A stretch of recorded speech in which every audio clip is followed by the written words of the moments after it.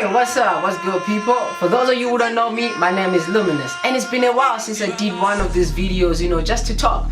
So I figured since it's Africa Month, I should do something and talk about something that has been, my heart has been heavy lately. So I figured, no, let's talk about culture and the faith. So I hope you're ready, because I'm ready. Let's get it, bro! Nine King. Yeah. Susie.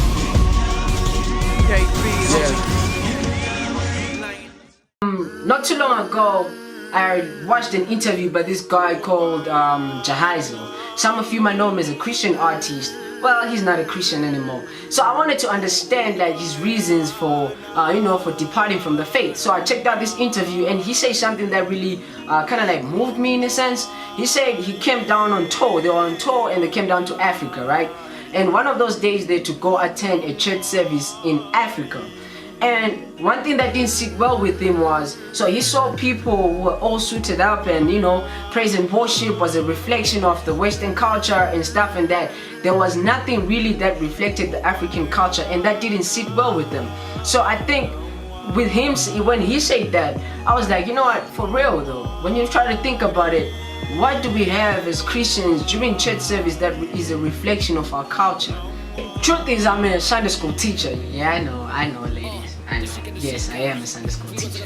But anyway, one of the things that I've stopped doing during Sunday school is praying in English. Some of you might ask why. Is I want the kids to feel comfortable in their mother tongue, Because I remember even growing up, it's almost as if you prayed in Ndebele, it's like you're not Christian enough. Our Father, the Lord's Prayer is prayed in English. Praise and worship, the songs we teach Sunday school now, it's all in English. There's nothing that they can grow with to say this is what is a reflection of our culture, this is a reflection of our heritage. Really, as parents, I've heard some parents say, abantwana bethu amakristu awusakanti ngamandebele kumbe ngamashona. And true, we've kind of lost that, because it's now as if, I'm not saying it's wrong to sing a Hillsong, a track by Hillsong during church service. Some of the songs are actually nice. I actually quite enjoy some of Jesus culture myself. So, but now the thing is, should we go all Western and neglect our culture? Because the problem is we have people that are using the gospel as an excuse to avoid culture, and there's people that are using culture as an excuse to avoid the gospel. But that's not the case, because if I read throughout the Bible, I see how every book that whether Paul was writing to a church, he would kind of acknowledge, you would see how those people were cultural people, and at the same time they were spiritual people. So the gospel doesn't shun or shut out culture. The gospel inspires and it shapes culture. Mind you, God created everything. The devil never created anything. We never created anything. But the question is, are we faithful as Christians in culture to shape culture using a biblical lens, which is the scripture?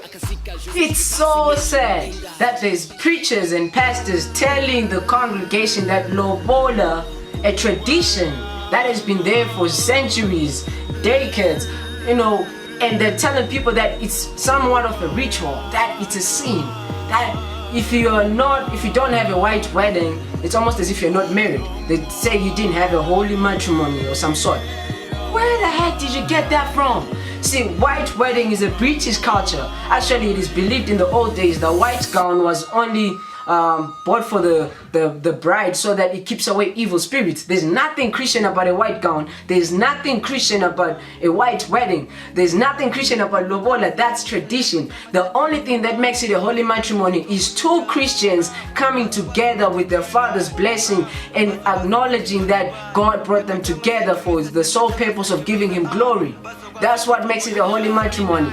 Lobola is a tradition that has been there. Now, youngsters, lobola is not a burden. Lobola is some form of appreciation to the parents of the bride to say, hey, you raised a beautiful bride.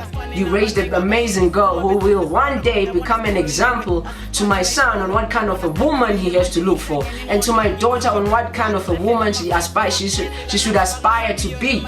And say, hey, of course, man, y'all give me my ride or die cheek, my ride or die cheek. Anyway, and to the parents, lobola is not a business transaction, please. It's not a way for you to get capital on that farm business you want to start. Lobola is a way of creating relations between two families, and that's why we also say thank you for raising this child. It's not a ritual, Christians or pastors or whatever you are. It is a tradition. And actually in the Bible, in the Jewish culture, if you look at it, there was no white wedding. There was some form of what we call lobola. I don't know what they call it. Then the groom would come and have a celebration at the bride's house. And then after the lobola negotiations and whatever, they'd go to the groom's house where they'll have another celebration. And then you know the bride is surely gone. If she has left the house, she's going to be in tetra or whatever.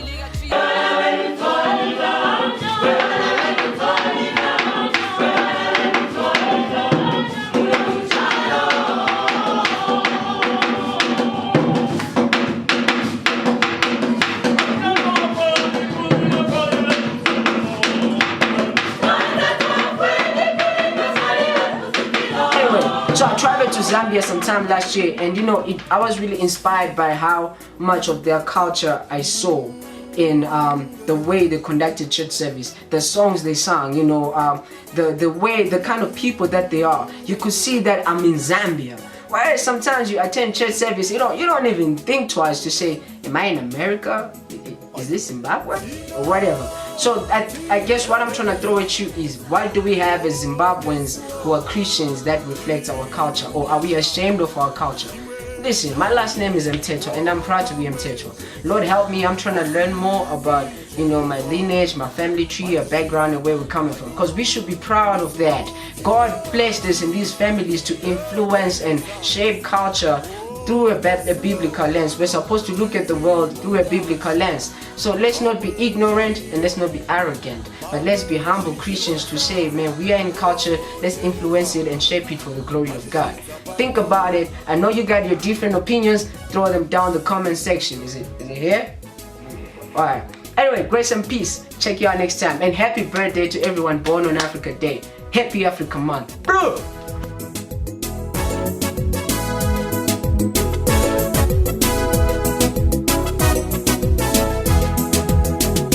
Asitoti mururuku matenga tine mufaro wakawedzerwa shei. Munhu wese tambayiwe, munhu wese imbayiwe, iti Jehovha matizvidza pano.